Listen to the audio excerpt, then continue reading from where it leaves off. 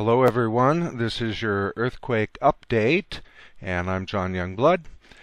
Today, a lot of people wonder why I make such a fuss about the earthquake swarms, particularly in Oklahoma. I want to show you, here's California, and you see all these little crackling quakes. Here's 1.3, 1.9, 1.1, 1.6. all these 1.4. There's a big one over here, that 1.0. Let's get that big one, 4.4, 2.3, 2.2, etc. And these are interesting. You can see where they're right on the fault line there. All these little quakes running down here, all right on the fault line. So there's some other one. Now, you see that, and then you see this. These are not small quakes. There's one happened within the last 24 hours, and we've already shown you that these are all related to fracking. Here you can see that those are all fracking pads right there. This whole area, all the way up here, they're just everywhere. And now what has me a little concerned, in addition to all this business going on here in Oklahoma, some up here in Kansas, and this is all big fracking. You can just go and zoom in anywhere here and you're going to see the fracking fields. So compared even to California, where there actually are fault lines, this is big, and there are no fault lines here. The only fault line is somewhere down around here. There's a mapped fault line here.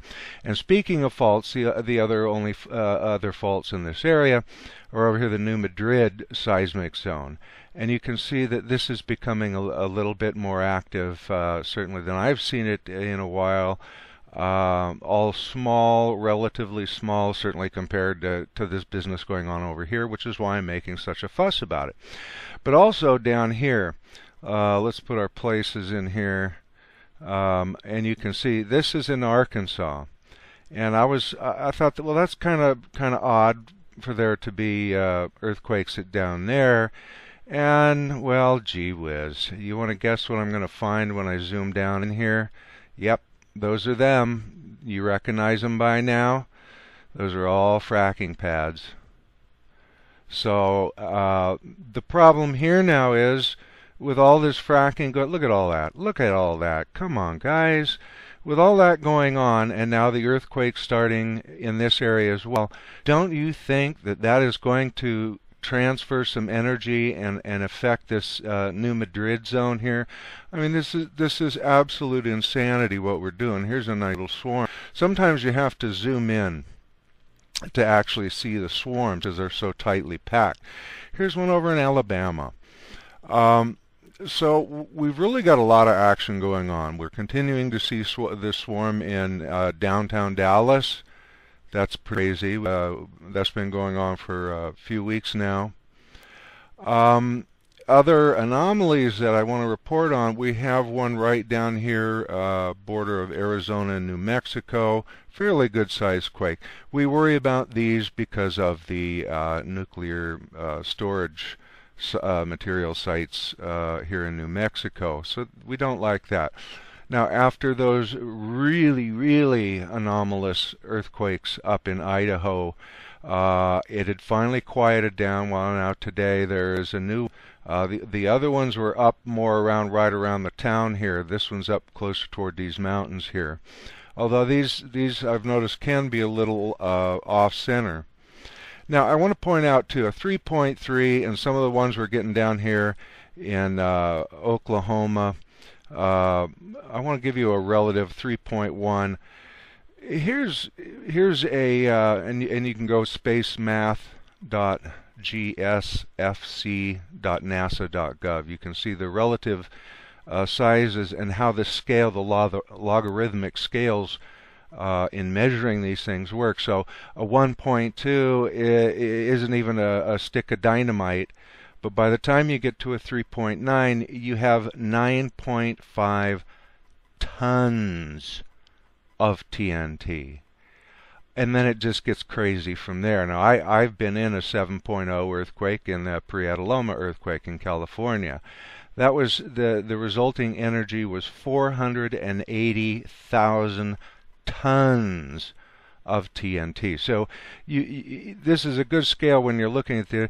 So you know, even a 3.0 is still going to come out with several tons of TNT, and it's very noteworthy. So that is kind of it right now. The other thing I wanted to point out, what do we got here? We got a new one up here. We always worry about Mount Rainier popping its top, so we keep an eye on that. There's been also an Eastern Oregon earthquake, which was a little unusual, 3.6.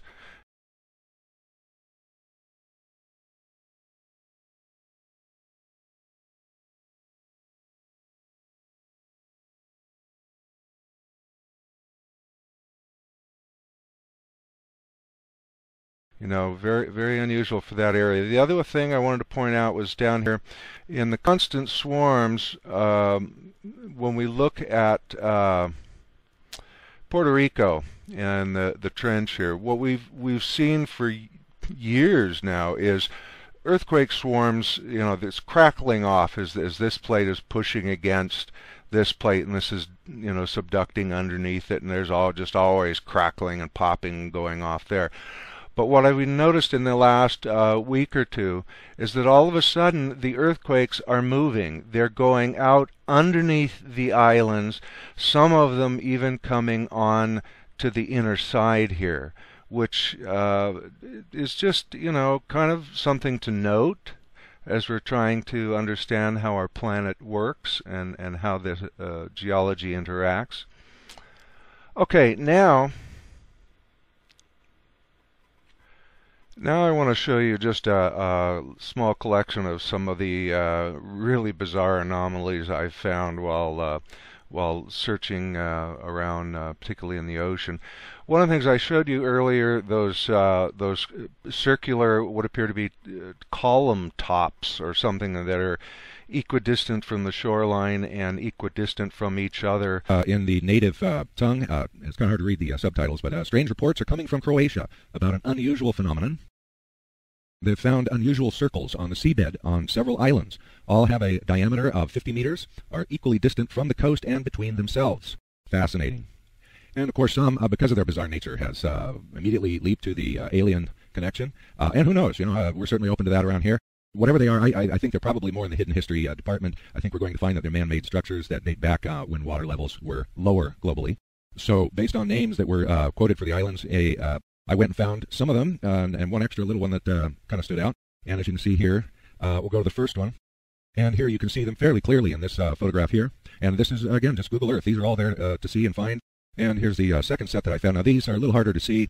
There's more wind blowing, disturbing the surface of the water, but you can still see them fairly clearly here, just kind of dotted along the coast. And here's one I just kind of stumbled across. It's just a single one by itself, but the roundness of it and its position just look kind of strange. It could just be a little seamount right there, but anyway, I thought this one was interesting. Okay, now the fourth one here. This one is really kick-ass. This one clearly shows a long line of these, whatever they are. They're probably too big to be pillar tops, but it's pretty impressive. What are they?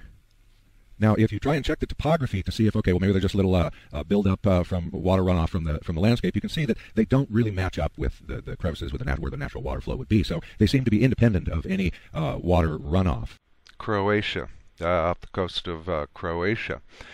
And so I've been looking around on various places on the map, trying to find areas that would have been above the sea before all of the ice caps melted. And one of the ways that we do that is objects that have been down under the sea all their lives still have their peak on them because there's no wind and rain to erode them down.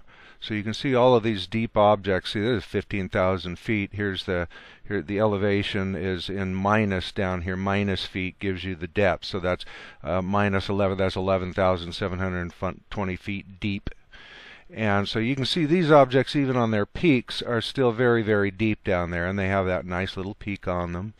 So the ones that are flattened, like here, we know that the ocean levels rose by about 300 feet at the end of the Ice Age.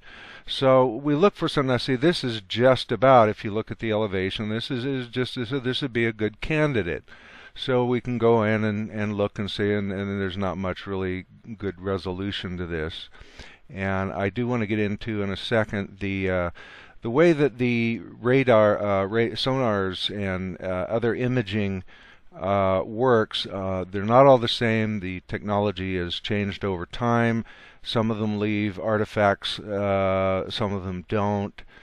Some of them are a lower resolution than others. But what I want to show you is, as I was going down this island chain looking for different levels of islands that would have been exposed here in the Midways, I came across this. Now here you can see a ship or a submarine going along and taking a reading of the ocean bottom as it went, giving us a much higher detail than on either side of it. And it looks like they kind of scanned around the base of this island a little bit too to get some details on it, and that's great. But what the hell is this? Is this just a reef, an inland shore? What is this? Is this scanning? It looks like an area they scanned. Now, I've seen these pucker marks before on other radar anomalies, but they're usually in the center, not in the end. And why are they over here? What you see, though, is and look at how straight that drop-off is. And these little ridges, what are those? And if you look at the measurements, this is 244 feet, 47, now we're up to 300 some feet deep. So it's a drop-off. It's an edge. It's very clean, very strange. It almost looks like a fortress of some sort surrounding this island.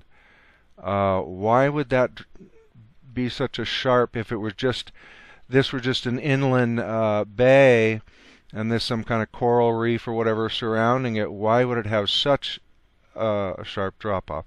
So that's one. Now I'm saving the best one for last. Okay. Now one thing I do want to show you very quickly is what the scanning can look like, what the ranges of appearance. And here's a good example here. You can see the artifact left by this ship's scanning system leaves a little line right down the middle. And here you can see it changed course and started heading over this way, and you see that little line follows it. There are also some side to side. You can kind of see it there. Go side to side. Then you have these smaller tracks. Now this could be a submarine. It's not quite as high a resolution as the other one. In fact, that's kind of weird how it changes to such a shitty rate, almost as if, well, and I'll get conspiracy theorists on anybody. But here you can see, then this one stopped for whatever reason. Somebody else had picked it up or had another one over here. It wasn't as good as resolution as this. You can see how much cleaner this is. This is an older sonar technology. And some of them, like you can see here, is another one. It's kind of low resolution, not a whole lot to it. And here again, you can see the much higher resolution. Now this one doesn't have the artifact down. Well, yeah, it does. It has the artifact down the center a little bit there. Yeah, you can see it there. This one has that very prominent scratching look to it.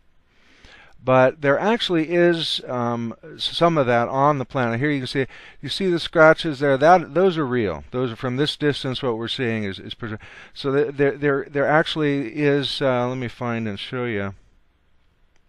Here's an area. You see all along where this thing. You can see all of these scratches or little ridges.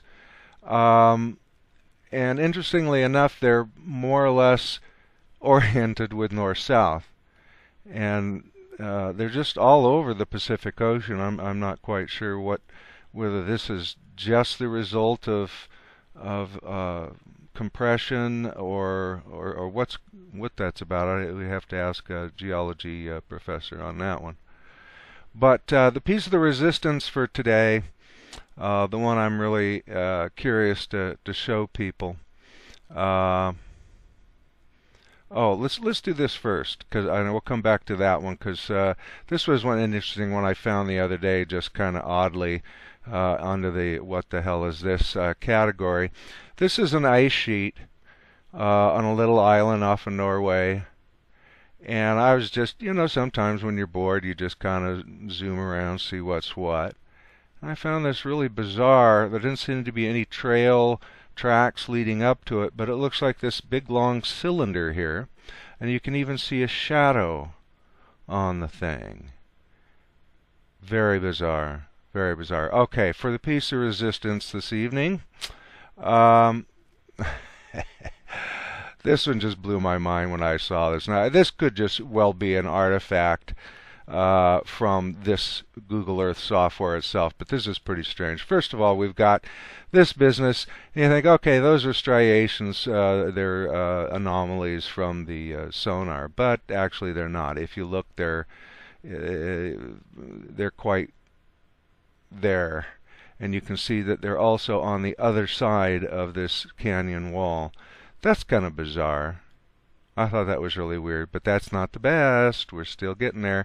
Then we got, oh, look at this. It looks like some kind of a nice little ridge there. Wow, that's really straight. And what do we got here? God, that's neat. Look at how it makes like a bridge across there. That's kind of cool. Deep pit in between. This line is so straight. What the heck is that? There's another little crossover thing. This is strange. Look at that. Now it branches off and... What? Are you kidding me? Look at this. You gotta be joking me. That is so man-made looking. And voila. Look at this. Look at this. Look at this. And boom. What process, what geological activity is going to do that? Are you freaking kidding me? That just totally blew me away. And look at that. And then very odd formations there. Very, very odd. The depth, the height of this thing is staggering. What do we got at the top? We got this is, and look at how smooth that just, boom, drops right down.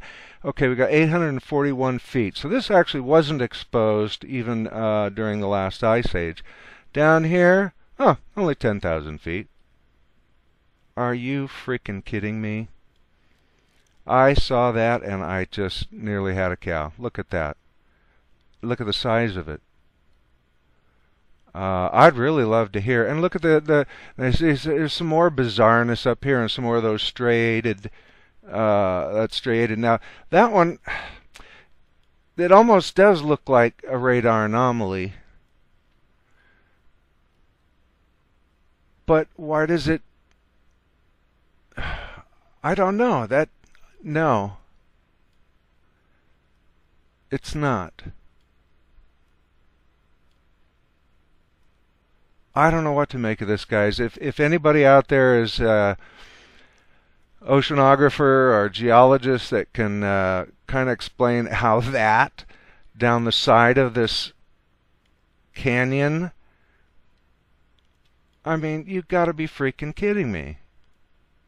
Are there lava flows maybe? But still, how do these finger things get? Look at that. How can that be made? I don't get it. I really don't. All right, guys, that's it. Ciao. Peace out. That's all from Mr. Faith in Physics. Have a great day. Bye.